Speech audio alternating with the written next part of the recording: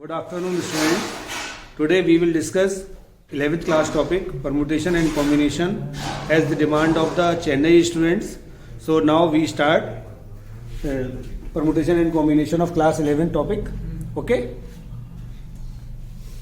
चलिए, तो हम लोग यहाँ पर आज शुरू करेंगे परमुटेशन एंड कॉम्बिनेशन। मैं पहले इंट्रोड्यूस कर देता हूँ अपने आप को। मैं रवि सक्सेना कानपुर से आपके लिए क्लास 11 का परमुटेशन एंड कॉम्बिनेशन का टॉपिक लेके आ रहा हूँ। ठीक है, चलो।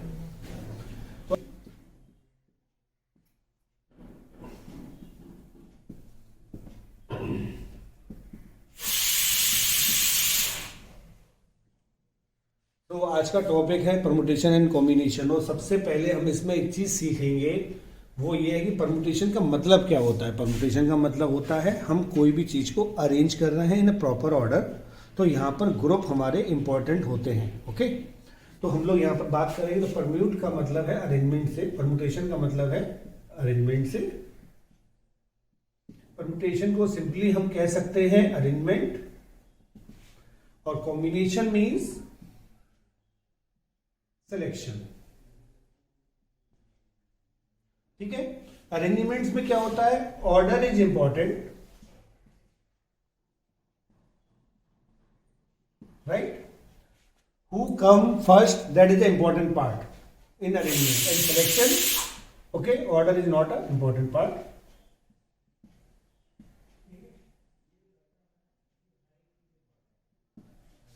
तो हम लोग यहाँ पर बात कर रहे हैं कि अरेंजमेंट, जब भी हम कोई भी चीज अरेंज करेंगे, हु कैन सिट फर्स्ट, वो ऑर्डर हमारा इंपॉर्टेंट वर्क करेगा। यहाँ पर क्या होता है, हम ग्रुप बनाते हैं, यहाँ पर हमारे ऑर्डर डिपेंड करता है। मान लीजिए ए बी सी तीन बच्चे हैं और इन तीनों में से दो को सेलेक्ट करना है, तो अब आप सबसे पहले क्या करेंगे, तीन में से दो को लेना है। तो आप ए के साथ बी को ले सकते हैं, बी पहले आएगा, ए बाद में आ सकता है। बी लिया, सी बाद में आएगा, या सी लिया तो बी बाद में आएगा। इन ए सिमिलर मैनर, सी लिया तो ए बाद में आएगा, ए लिया तो सी बाद में आएगा। टोटल आपके पास में 6 ग्रुप अवेलेबल हो सकते हैं।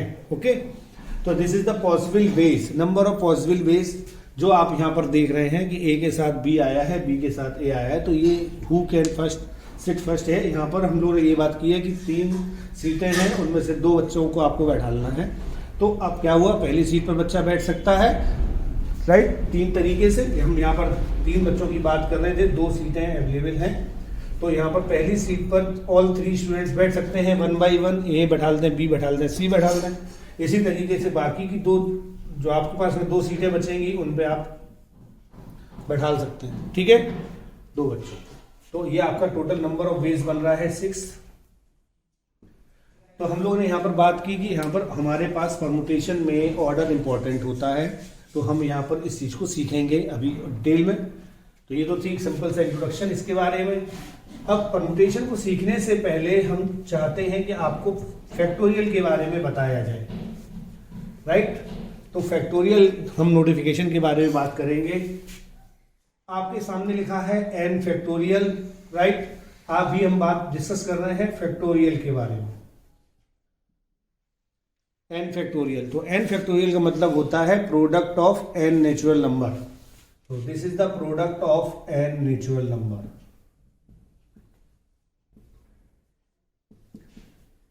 हम 1 से लेके n तक के नंबरों का मल्टीप्लाई कर रहे हैं, राइट।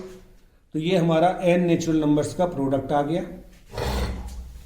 अगर आपसे कहा जाए n फैक्टोरियल को लिखना है, तो उल्टे ऑर्डर में आप लिख सकते हैं n -1 n -2 से लेके 3 to 1 तक, राइट। अब इसको इस तरीके से समझाया जा सकता है, फैक्टोरियल 0 की वैल्यू, अभी हम लोग 1 लिखते हैं, डिस्कस करेंगे अभी थोड़ी देर में कि फैक्टोरियल 0 1 क्यों होता है। 1 फैक्टोरियल का मतलब है 1, 2 फैक्टोरियल का मतलब है 2 into 1 यानी कि 2, 3 फैक्टोरियल का मतलब होता है 3 into 2 into 1 यानी 6, 4 फैक्टोरियल का मतलब होता है 4 into 3 into 2 into 1 that is 24। Factorial 5 का मीन्स होता है 5 into 4 into 3 into 2 into 1 that is 120। Factorial 6 means 6 into 5 into 4 into 3 into 2 into 1 that is 720.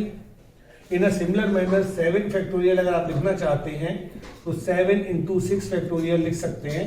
7 into 720 result is 5040 factorial 8 that is 8 into 7 factorial this means 8 into 5040 तो result is 4320 तो 40,320। तो ये आपके total values हैं।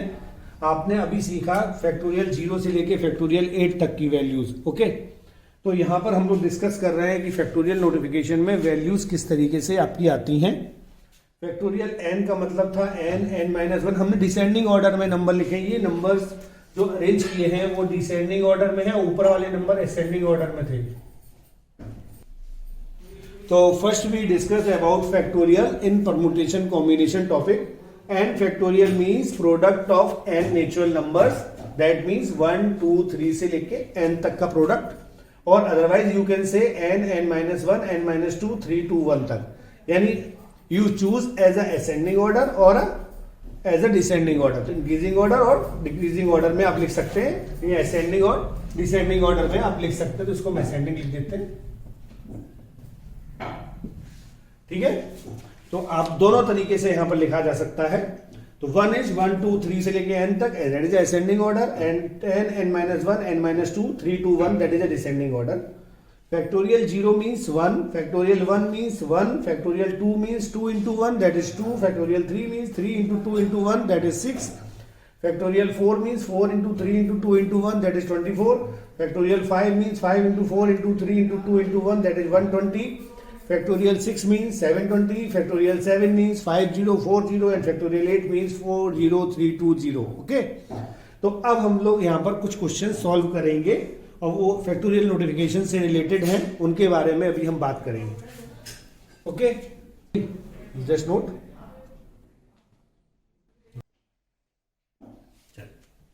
तो अब हम लोग बात करेंगे उसको रिलेटेड फ्रॉम फैक्टोरियल क्वेश्चंस ले रहे हैं कुछ। Suppose 2 into 4 into 6 into 8 into 10, ये मल्टीप्लिकेशन लिखा हुआ है 2 से लेके 4 6 8 और 10 तक का। आपको इसको फैक्टोरियल नोटिफिकेशन में बदलना है, ठीक है। क्वेश्चन आप समझ गए।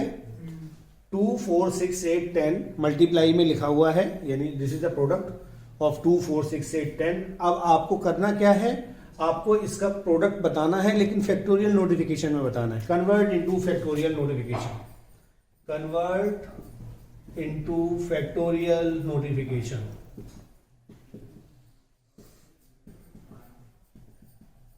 ठीक है, तो आप क्या करेंगे, 2 into 1 लिख सकते हैं। You can write 2 into 1, 2 into 2, 2 into 3, 2 into 4, 2 into 5। Okay, agree. तो 2 आपने कितनी बार आपने 2 हर में से 2 को कॉमन निकाला है, हर नंबर से 2 को कॉमन निकाल लिया है, और कितने टाइम्स निकाल लिया है, 5 टाइम्स। अब आपके नंबर हो गए हैं 1 into 2 into 3 into 4 into 5। Okay, ऐसा लिखा जा सकता है। यस, स्पीक, लिखा जा सकता है। Yes sir. तो अब आप यहां आ गया दैट इज 32 और ये हो गया आपका 5 फैक्टोरियल। ओके, तो आप ये आंसर दे सकते हैं 2 की पावर 5 इंटू 5 फैक्टोरियल। ये आप इसको फैक्टोरियल नोटिफिकेशन में आपने बदल दिया है। आप इस तरीके से भी लिख सकते हैं 32 into 5 factorial. Okay, this is your answer, correct. We take another question. Question is 1 upon 8 factorial, 1 upon 9 factorial is equal to x upon 10 factorial. What is the value of x? तो हम लोग यहां पर कैलकुलेट करेंगे x की value. Factorial notification आपके सामने दिया हुआ है, तो you can write 9 factorial in the form of 8 factorial। कैसे लिख सकते हैं 9 factorial को, 9 taking common, this is 8 factorial। 10 factorial you can write 10 into 9 into 8 factorial, right? तो हमने इसको सभी टर्म्स को कन्वर्ट कर दिया है फैक्टोरियल 8 के टर्म्स में। तो this is 1 upon factorial 8, 1 upon 9 into factorial 8, this is 10 into 9 into factorial 8। Okay, so we can cancel all factorial 8, factorial 8, factorial 8 and factorial 8, this is cancel out। तो result is 1 upon 1 plus 1 upon 9 is equal to x upon 90, 10 into 9 90। After taking LCM this is 10 upon 9 is equal to x upon 90, तो 9 से 90 cancel out, this is x is equal to 100. So you have the value of x is 100 unit. Okay? So you just note.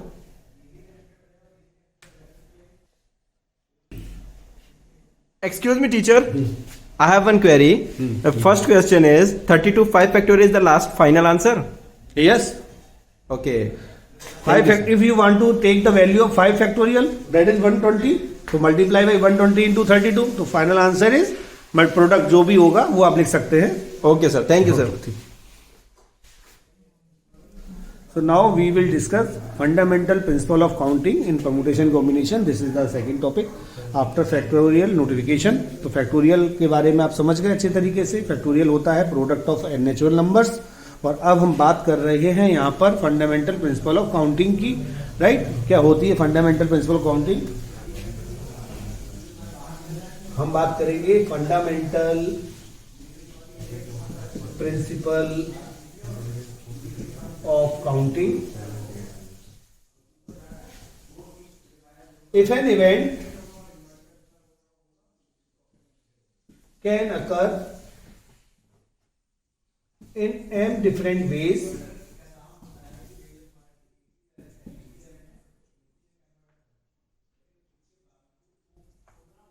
and another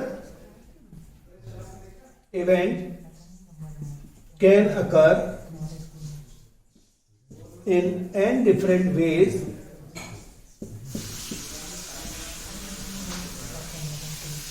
then तुम्हारे लिए लिख रहे हमें लग नहीं रहा तुम बातें कर रहे हो, तो तुम ही बता दो पहले.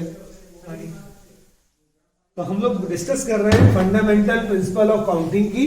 Right, if an event can occur in m different ways, this is m different ways, and another event can occur in n different ways, then total number of events is total number of occurrence of event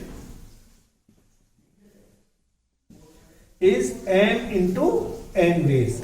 So this is your fundamental principle of counting.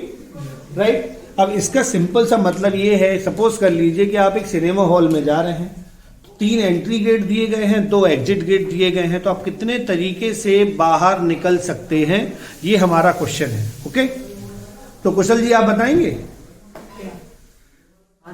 Yes, 2 तरीके से बाहर निकल सकते हैं. हाँ, 2 तरीके से केवल.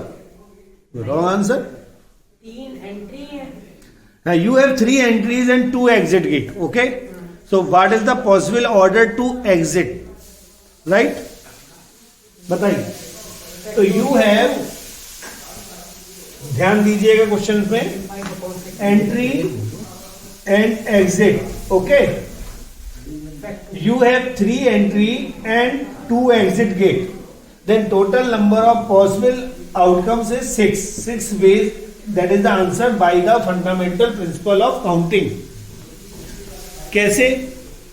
Suppose the first entry gate, E2 is the second entry gate, E3 is the third entry gate. Okay, and exit gate is X1. Okay, Yes sir. and E1, मान लीजिए आप E1 से एंटर होते हैं, X1 से बाहर निकलेंगे. E1 से एंटर होते हैं आप X2 से भी बाहर निकल सकते हैं. Yes sir. In a similar manner E2 से आप एंटर हुए, X1 से बाहर निकले. E2 से आप एंटर हुए, आप X2 से बाहर निकल गए. Right, in a third process E3 से एंटर हुए, आप X1 से बाहर निकल गए. E3 से आप एंटर हुए, X2 से बाहर निकल गए. तो टोटल आपके नंबर ऑफ वेज कितने होने चाहिए? 6. Got it? अब बात समझ में आ गई आपको? Yes, sir. किसी एक गेट से आपको एंट्री लेनी है और दूसरे गेट से आपको बाहर निकलना है. राइट, आइदर वो X1 है या X2 है, वो अलग बात. ठीक है, this is the possible order. कि फंडामेंटल प्रिंसिपल ऑफ काउंटिंग से आपने देखा कि आपके पास 3 एंट्री गेट थे, 2 एग्जिट गेट थे, तो आपका टोटल रिजल्ट आया 6 वेज. Got it? अब इसी तरीके से आपको पुणे से दिल्ली जाना है. Right, you want to travel Pune to Delhi. Correct, और पुणे जाने से दिल्ली जाने के लिए 10 बसें आपको अलॉट की गई हैं. You have 10 buses. राइट, आप कोई भी एक ऑप्ट कर सकते हैं. ओके, लेकिन जिस बस से जा रहे हो उससे वापस नहीं लौटना है. तो बताइए कितने तरीके से आप वापस लौट सकते हैं. Okay, you have 10 buses from the transport, obviously using transport 10 different buses, और 10 डिफरेंट बसेस हैं। आपको टाइमिंग अलग अलग है सबकी जाने की, लेकिन मेन चीज ये है कि आपको 10 बसों में से कोई भी एक बस से जाना है और आपको वापस उस बस से नहीं आना जिस बस से आप गए थे। तो कितने तरीके से आप वापस आ सकते हैं? हैं? फैक्टोरियल 10 काहे भैया? 10 बस है ना। नहीं, फैक्टोरियल तो अभी बात ही नहीं हो रही, हम तो फंडामेंटल प्रिंसिपल काउंटिंग की बात कर रहे हैं। 10 बसें हैं तो आप 10 तरीके से जा सकते हैं। 2 की बात कर रहे हैं। अब फ्रो की बात करेंगे, जब वापस आना है तो जिस बस से गए थे उससे वापस नहीं आना है, तो बाकी कितनी बची बस है? 9। तो 10 × 9 आंसर कितना हुआ? 90। करेक्ट? एग्री? बात समझ में आ गई? देखिए इसको समझते हैं। दिल्ली टू पुणे, दिल्ली टू पुणे या पुणे टू दिल्ली, एनीथिंग। यहां मैं बात कर रहा हूं, you want to travel Delhi to Pune, okay. You have 10 buses. कितनी बसेस हैं? 10 बसेस, करेक्ट। आप जाना चाहते हैं तो यू हैव 10 चॉइसेस, ठीक है। अब ये तो हुआ आपका 2 जाने का। अब फ्रो की बात है, वापसी, राइट, करेक्ट। अब पुणे से आप वापस आ रहे हैं, लेकिन दे वांट टू डिफरेंट बस, क्योंकि आपने ये कहा है कि जिस बस से आप गए थे उस बस से वापस नहीं आना, right. If you opt bus number 1, then you not to travel by bus number 1 in returning, got it. तो अब आपको वापस उस बस से नहीं आना है, तो आपके पास कितनी चॉइसेस बची? 9। यानी you have 9 choice for returning, opting different बस, ठीक है। चॉइस फॉर रिटर्निंग कितनी हो गई? 9। और जाने की आपके पास कितनी थी? 10। तो टोटल आंसर इज 90। करेक्ट। तो दिस इज द 90 वेज। बात समझ में आ गई? अब इसको इस तरीके से हम लोग लिखते हैं,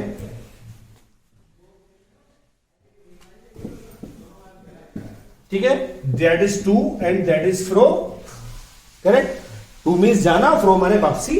10 बसें थी, 10 चॉइस है आपके पास जाने के लिए, और वापसी के लिए आपके पास 9 है, करेक्ट। तो total answer is 90 ways. Question समझ में आ गया? Yes sir. अच्छे तरीके से। Yes sir. चलिए कुछ क्वेश्चंस एनसीईआरटी के आप लोगों को करा देते हैं, वो दैट्स इंपॉर्टेंट पार्ट। अपनी बुक ओपन करिए, मैं एक्सरसाइज पे आ रहा हूं। दिस इज एक्सरसाइज 7.1, जिसकी हम लोग बात कर रहे हैं, related from the fundamental principle of counting.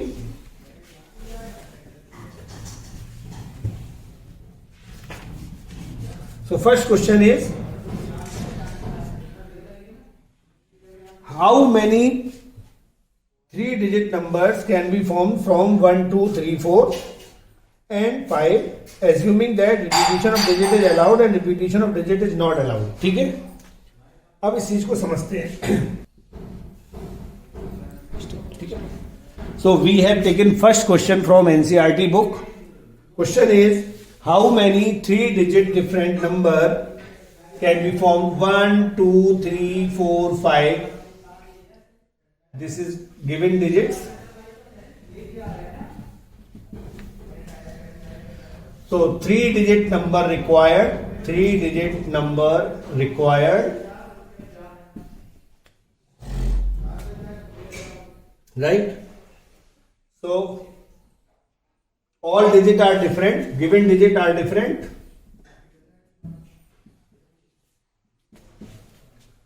Three-digit numbers required. Repetition of the digit is not allowed. Repetition of digit is not allowed. So this is 100 place, tens place and unit place. So case number 1, 3-digit number required है और आपको repetition allowed नहीं है, तो first place can be occupied by the all 5 digit, yes or no? Yes sir. तो first place यानी is occupied by the all 5 digits. Now second place can be filled by the remaining 4 digits. 4 digits and the third place can be occupied by the remaining, correct. So result is total number of ways is 5 into 4 into 3, that is 60 ways. This is your answer when repetition of the digit is not allowed. Okay. Now we will discuss if repetition is allowed. 3 digits number are required. Repetition allowed.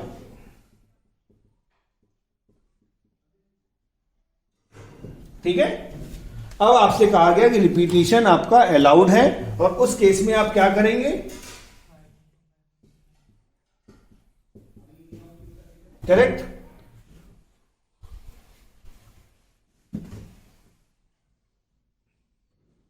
अब देखिए हम यहां पर बनाते. First place can be occupied by the all 5 digits. Yes, sir. Second place can be occupied by the all 5 digits, and third place can be occupied by the all 5 digits. So your answer is 125. When repetition is allowed. When repetition is allowed. Correct? बात समझ में आ गई? Do you understand? ये ध्यान. We have 2 cases and 5 numbers. One is 1, 2, 3, 4 and 5. You have 5 numbers जिनका आपको इस्तेमाल करना है. अब आपको करना क्या है? रिपीटिशन अगर अलाउड नहीं है उस केसेस में क्या होगा? पहली डिजिट पे पहली प्लेस पर आप 5 नंबर्स ले सकते हैं, सेकंड पे आप 4 ले सकते हैं, थर्ड प्लेस पे आप 3 ले सकते हैं. टोटल आपके 60 वेज बनेंगे. और अगर रिपीटिशन अलाउड है तो ऑल 5 नंबर्स आप ले सकते हैं. राइट. अब मैं नंबरों की बात करता हूं. जैसे आपके नंबर हो सकते हैं 555, 333, 444, 222, 223, एनीथिंग एल्स. ये आपके इसमें एग्जांपल्स हो सकते हैं जिसमें रिपीटिशन अलाउड है. और जिसमें अलाउड नहीं है तो आप 541 लिख सकते हैं, 542 लिख सकते हैं, 543 लिख सकते हैं, पर 544 नहीं लिख सकते हैं. Okay. So you not be able to select 544 और 545 in case of repetition is not allowed. Okay? चलिए.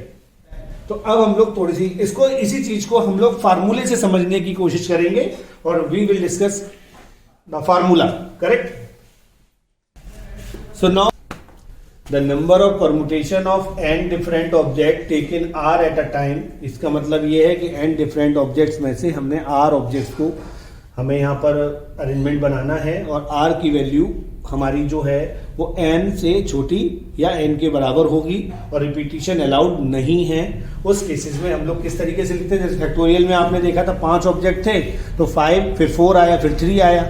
राइट. डिसेंडिंग ऑर्डर में लिख रहे थे तो हम यहाँ पर भी डिसेंडिंग ऑर्डर में लिखेंगे. तो n-1, n-2 और ये हमारा n-r+1 तक जाएगा. इसी को हम लोग लिख सकते हैं. This can be defined as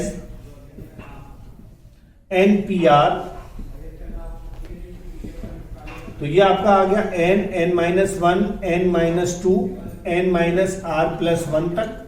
इसी को हम लोगों ने सारे स्टेप लिख के n फैक्टोरियल तक ले जाना है. तो हमने इसमें मल्टीप्लाई किया n-r-1 का अप टू 3 to 1 और जितना मल्टीप्लाई किया है उतना ही डिवाइड किया है n-r-1 to 3 to 1. राइट. तो 1 से लेके n-r तक के नंबर्स को हमने मल्टीप्लाई और डिवाइड कर दिया. तो आप ऊपर देख रहे हैं कि this is n-1, n-2 to 1. तो ये हमारा क्या बन गया? This is factorial and. Yes और नो? Yes, sir. तो this is n factorial and this is n-r factorial. तो NPR का फार्मूला होता है n factorial and n-r factorial. Correct. अब हम एक जो क्वेश्चन आपको दिया था 5 ऑब्जेक्ट थे जिसमें से 3 ऑब्जेक्ट्स को आपको लेना था. राइट. 5 में से 3 का सिलेक्शन था. तो क्या था ये 5P3 यानी 5 में से 3 ऑब्जेक्ट आपको लेने थे. 5 डिजिट के नंबर थे 1 2 3 4 5. उसमें से आपको 3 डिजिट लेनी थी. Right. 5 you have 5 different digits 1 2 3 4 5 and you have selected 3 different digits क्योंकि you required 3 digit number. Okay. Yes, sir. तो यहाँ पर आप आंसर दे सकते थे 5 फैक्टोरियल एंड 5 - 3 फैक्टोरियल. तो your answer is 5 factorial and 2 factorial. That means 5 into 4 into 3 into 2 into 1 and this is 2 into 1. So your answer is 60. Correct? तो आज हम लोगों ने सीखा कि किस तरीके से हम लोग फार्मूले की मदद से भी आंसर निकाल सकते हैं और फंडामेंटल प्रिंसिपल ऑफ काउंटिंग से भी हम आंसर निकाल सकते हैं. Okay, so we will discuss one question from permutation. You have 10 buses to go for Delhi to Pune and return back by a different bus. My question is how many possible ways to select to and fro. Total number of ways कितने होंगे वो आपको बताना है, right? Okay. कुशल इस बात का जवाब देंगे. हाँ. You have 10 buses Yes, sir. for going Delhi Yes. to Pune. That is 10 buses. Available 10 buses. Repetition is not allowed. So you return to the Pune to Delhi. Yes, sir. Got it? Yes, sir. So how many possible number of ways? Okay? Yes, sir. हाँ. 90 ways. How? ये answer दीजिए. Sir ये 2 buses हैं. 2 buses नहीं है. This is 2 station. हाँ 2 station है. That is और Delhi and Pune. ये दिल्ली है और ये पुणे है. Okay. यहाँ से जाने के लिए हमें 10 बसेस की रिक्वायरमेंट है जिसमें रिक्वायरमेंट नहीं, 10 buses आपको मिली हैं. हाँ 10 बसेस मिली हैं और यहाँ से हम 10 बसेस में से जा सकते हैं. 10 buses से जा सकते हैं. You have 10 ways. Yes. Okay? Right. और हमें आना एक बस मतलब जिस बस से हम गए उससे उससे नहीं हाँ, आना. ये कंडीशन दी गई तो है सर कि जिस यहाँ पे- जो बस आपने इस्तेमाल की है उससे वापस नहीं आना है. तो sir- you can choose only different buses. तो बाकी 9 बसेस. तो Okay. सर हम जब जाएंगे तो 10 बसेस से जाएंगे और जब आएंगे तो 9 बसेस से ठीक है. आएंगे. और ये sir fundamental principle of counting से होता ये है. Sir fundamental principle of counting से ये That is a- आने जाने के वेज 90 हो जाएंगे. Okay good. चलो ओके बच्चों, आज इतनी ही क्लास में हमारी आपकी मुलाकात होगी जल्दी ही. ठीक है. Good day.